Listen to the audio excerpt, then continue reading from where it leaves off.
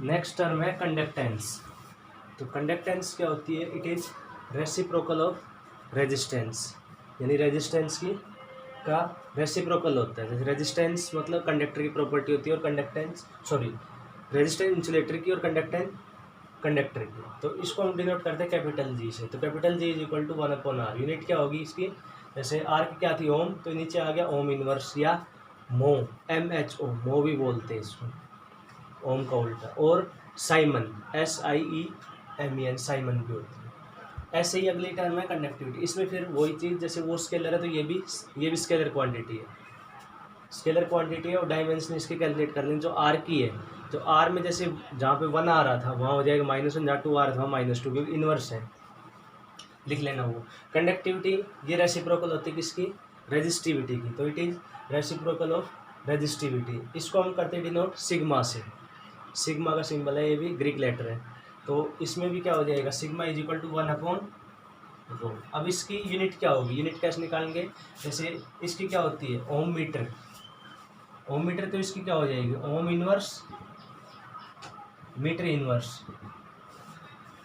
ये एक तो ये होगी। दूसरी क्या हो जाएगी? इसकी थी ओम मीटर, तो ओम की क्या हो जाएगी? मो, और मीटर की मीटर इनवर्स। और क्या बनेगी?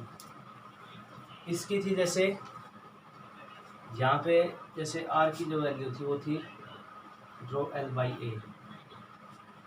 तो जी की वैल्यू क्या हो जाएगी? जी की वैल्यू हो जाएगी A/ρl, क्योंकि रेसिप्रोकल होता है। तो ये पूरा पूरा है साइमन के इक्वल। साइमन, इस पूरे यूनिट क्या थी? साइमन। तो रो ऊपर जाएगा तो साइमन इनवर्स हो जाएगा ये।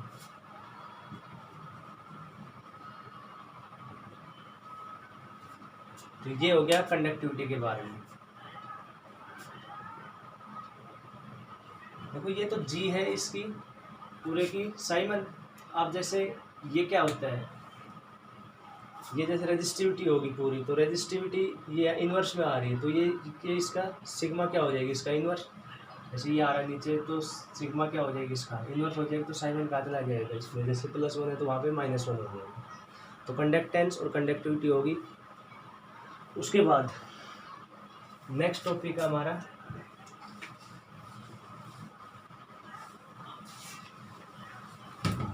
ओम्स लॉ की वेक्टर फॉर्म। देखो इसको कई तरीके से बोलते हैं, तो vector form of Ohm's law बोल देते हैं। Vector form of Ohm's law या microscopic form of Ohm's law.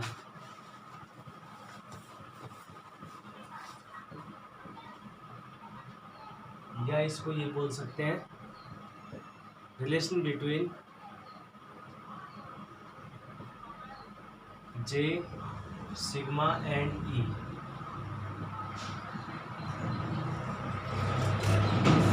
कोई भी किसी भी तरीके से पूछ सकता है। Vector form of Ohm's law. Vector form मतलब जो हमने पढ़ा था ओम्स लॉ, V = RI। तो इसमें V भी स्केलर, R भी स्केलर, I भी स्केलर, मतलब कोई वेक्टर नहीं है। तो यहाँ पे देखो इसके फॉर्म में करेंगे J, सिग्मा I, तो J और E वेक्टर फॉर्म हो गए, तो इसलिए इसको वेक्टर फॉर्म बोल देते हैं। माइक्रोस्कोपिक फॉर्म ओम्स लॉ, जैसे इसमें V और I है वो हमें दिखते हैं। माइक्रोस्कोपिक वाले जो हमें नहीं दिखते, माइक्रोस्कोपिक कौन से होते हैं? जो हमें दिखते हैं। तो उसमें V और I हमें दिखते हैं। कहाँ दिखते हुए? वोल्टमीटर और एमीटर में, उससे हम R कैलकुलेट करते हैं। लेकिन इसमें हम देख रहे हैं J, current density. Current density क्या होती है? मतलब अंदर 1 मीटर क्यूब के अंदर कितने इलेक्ट्रॉन्स। अब इलेक्ट्रॉन को तो हम देख ही नहीं पाते, तो वो इलेक्ट्रॉन्स कितने, मतलब उसके अंदर हो गए, माइक्रोफॉर्म में हम नहीं देख पाते। इलेक्ट्रिक फील्ड भी माइक्रोफॉर्म में होता है, क्योंकि जो इलेक्ट्रिक फील्ड होता है हर एक इलेक्ट्रॉन पे लगता है, तो उसको हम नहीं देख पाते। तो इसलिए हम बोलते हैं माइक्रोस्कोपिक फॉर्म, जिसको हम नहीं देख पाते। और तीसरा relation J, sigma and E, तो ये हमें कैलकुलेट करना है। तो V = RI, इससे हम कैलकुलेट करेंगे। तो यहाँ पे हम पुट कर देते हैं इसकी वैल्यू, V की वैल्यू। V किसके इक्वल था? इसको लिख लेते हैं हम I = V/R। अब I की जगह तो आना चाहिए करंट डेंसिटी, मतलब ये V है, वोल्टेज जगह क्या क्या आना चाहिए, इलेक्ट्रिक फील्ड, और करंट की जगह आना चाहिए करंट डेंसिटी। तो करंट डेंसिटी और करंट का फॉर्मूला क्या है, ये फॉर्मूला हमने पढ़ा है, J is equal to I upon A cos theta होता है, I upon A cos theta. तो थीटा को अगर हम 0 लेते हैं, क्योंकि इलेक्ट्रॉन सारे एरिया वेक्टर क्या चल रहे हैं, 0 डिग्री पे चल रहे हैं। जैसे ये हो गया एरिया ऑफ क्रॉस सेक्शन, तो इलेक्ट्रॉन ऐसे आ रहे हैं उसमें से बाहर, तो एरिया वेक्टर भी इसी साइड हो रही है, चल भी इस साइड है, तो एंगल कितना हो गया 0। तो J is equal to I upon A. तो आई की वैल्यू क्या आ गई, J इंटू ये पुट कर देते हैं, J इंटू ए। वोल्टेज ये इंटरमीडिएट है स्टेप, इसके साथ साथ लिख लेना। ये वोल्टेज के ये फॉर्मूला हमने पढ़ा था, D V E is equal to D V by D R, या E is equal to V upon L. पीछे जब हमने पढ़ा था ये relation between current and drift speed, तो यहाँ से आगे v is equal to E into L, ये पुट कर देते हैं, ई इंटू एल। आर क्या है, आर का फॉर्मूला है रो एल बाई ए, ये पुट कर देते हैं यहाँ पे, रो एल बाई ए। ये आएगा J into A is equal to E into L into A upon rho into L. तो ए से ए हो गया कैंसिल, एल से एल कैंसिल हो गया, तो J is equal to rho into E upon rho को लिख देते 1 अपॉन रो। 1 अपॉन रो किसके इक्वल होता है, जो हमने पीछे अभी पढ़ा था, यानी रेजिस्टिविटी का उल्टा, तो वो क्या होती है कंडक्टिविटी। तो J is equal to sigma into ई।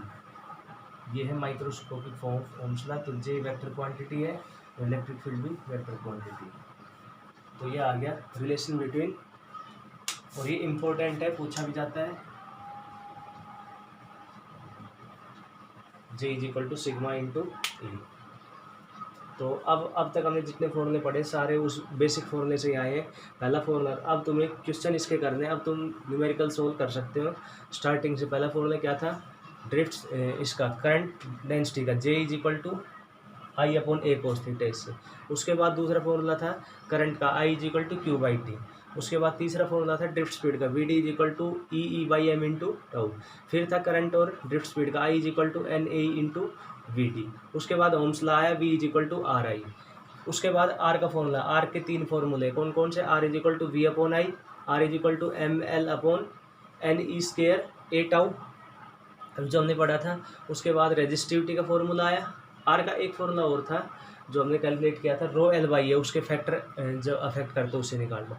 फिर रेजिस्टिविटी के फॉर्मूले आए 2।